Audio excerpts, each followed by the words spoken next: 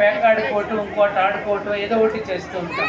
ఇక్కడ అవేమీ అక్కర లేకుండానే ఉపవాసము అంటే దైవ సన్నిధిలో వసించడమే ఉపవాసం.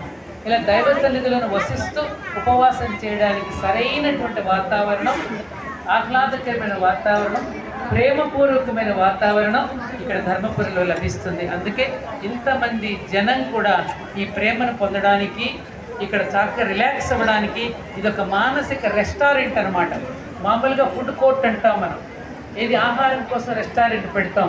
నేనేమంటాను, ఇది మానసిక రెస్టారెంట్. మానసిక ఉల్లాసాన్ని కలిగించడానికి ఇది కూడా ఒక రెస్టారెంట్. రెస్ట్ అంటే విశ్రాంతి.